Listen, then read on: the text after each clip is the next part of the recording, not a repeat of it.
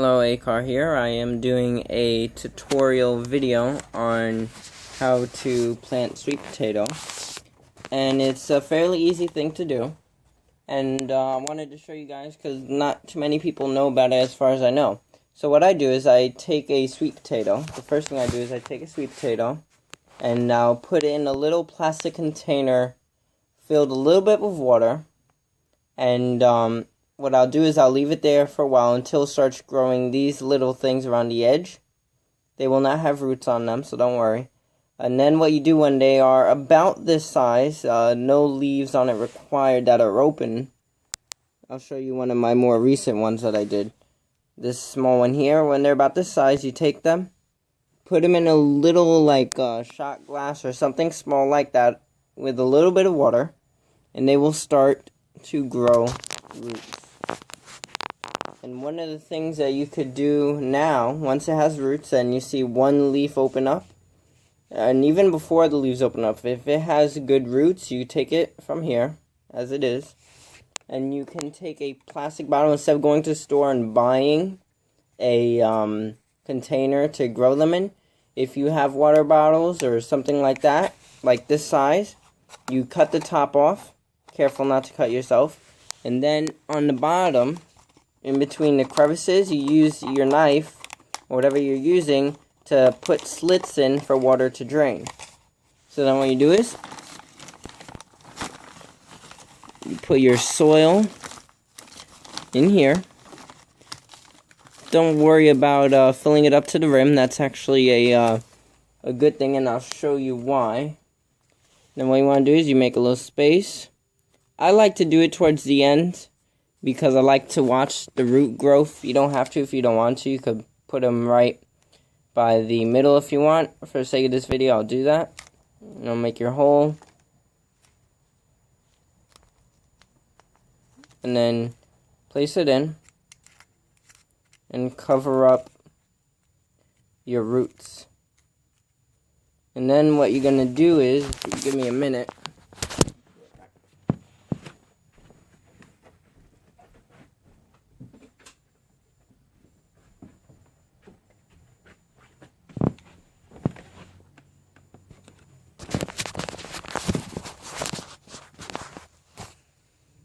so what you want to do now, that you have your plant in here, and you have the soil there, you cover up the roots, and this soil is pretty dry. It is best to use a moistened soil, and don't worry about covering some of the stalk. That will actually encourage roots to grow along it. So now what you do is, you can take water. I'm just using this because it's right here,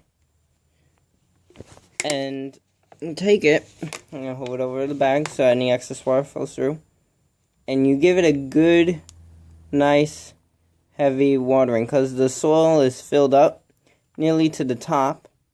What's going to happen is the water is going to go down, it's going to go in, and it's going to hydrate all that dry soil, and over time, after a little while, the soil level will actually decrease, so that way you have a rim for more water to collect. So I use dry soil for this purpose. It makes it a little bit easier for me. It's not the best way in terms of the plant, but I give it a really good watering so as to help the plant. But if you do have dry soil, fill it up all the way to the top, because when you add water, it's going to go down as moist soil does. You just keep on doing it, and don't worry about overwatering. You have the creases at the bottom that are going to allow it to drain. And if you are worried about it, then what you could do is put it in a warm spot that's sunny or a bright light like I have, and I'll show you in a little bit. You could put it under that, and that will help to evaporate some of the water if you're worried about it. But yeah, this is basically what you want to do. You just keep doing this to hydrate the soil, and then you put it somewhere to finish draining. And as far as this other one, no leaves have opened up yet. So I'm going to leave it a little bit more. After a while, I will plant it. I'm going to give it a little bit more water. But after a while, I will have to plant it because it will eventually run out of nutrients, and those roots will need to take up nutrients in the soil. But the little stuff in the bottom, that's good for nutrients because that breaks down and that gives it some nutrients. But generally, you want to wait till you see one of the leaves open so that it can start photosynthesizing. And that way water can now, cycle properly. But yeah, this is basically how you do it. This is how I do it, at least. This is what works for me. Some people do it different ways, and they wait till the slips are much larger, but that is not necessary because my method does work. I have here a sweet potato plant that I started a while ago that's doing really great. It did lose a few leaves recently and is growing very long, which I like because when I plant it, I'm going to be planting it sort of like this, where the stalk will be on the soil line, and I'll water it very well. That way roots can actually grow along the stem, and that will hopefully increase my yield a little bit. But yeah, after it grows and you see some roots growing, you could put them in a bigger container like this to continue growing. And yeah, that's what you could do with that. And while I'm here, I guess I'll do an update on everything else that's here as well. So I have my pepper plant. For those that know, I do my gardening here.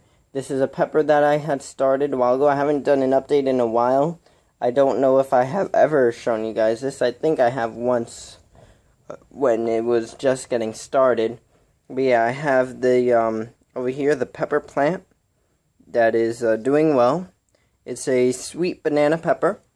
I have another sweet potato over here, watermelon over here, carrot over in here, and there's another tomato that just sprouted randomly, and I have no idea. I didn't even plant a seed in here.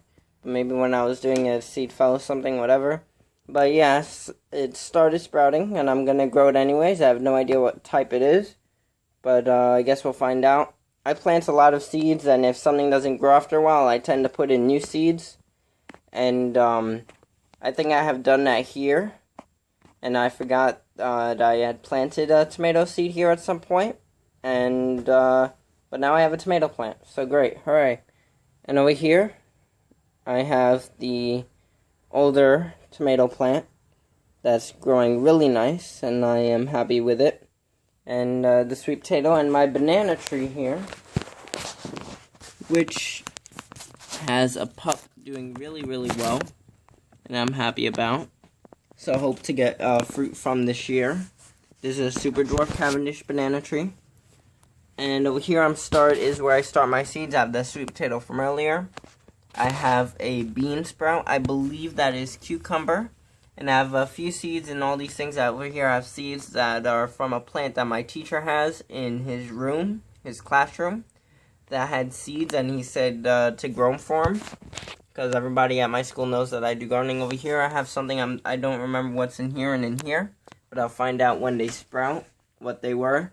The orange tree died, unfortunately, but I'm not going to cry over it.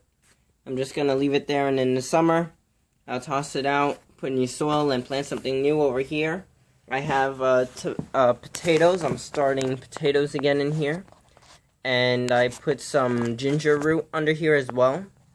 I know I'm going to be covering with soil as the potatoes grow, but as I do that, I'll simply take the ginger and move it up before I do. And the ginger roots tend to be pretty shallow, so you can oftentimes do that without disturbing them very much at all. They don't seem to get distressed at all by moving them. And you see, even though it looks dry, if you dig just a little bit, it's actually very moist, the soil. Very, very moist. But the top layer I do allow to dry out, because that helps actually seal in the moisture beneath, which is good for the plants and good for bacteria that live in the plants, and makes it a little bit harder for fungus gnats to develop as well. So yeah, that's my garden update video. And I hope that you enjoyed that video. And please comment below if you have any suggestions on any of these plants whatsoever.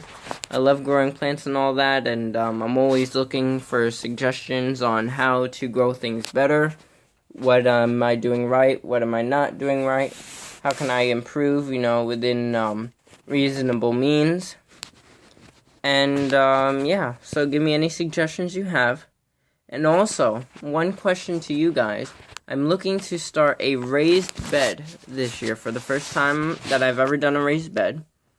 What are some suggestions as far as what type of wood I should use, and what is an estimated price of how much it should cost, so I know I'm not overspending on the raised beds, and if you have experience with them, and what grows best in a raised bed and what may not grow well in a raised bed for some reason, please let me know.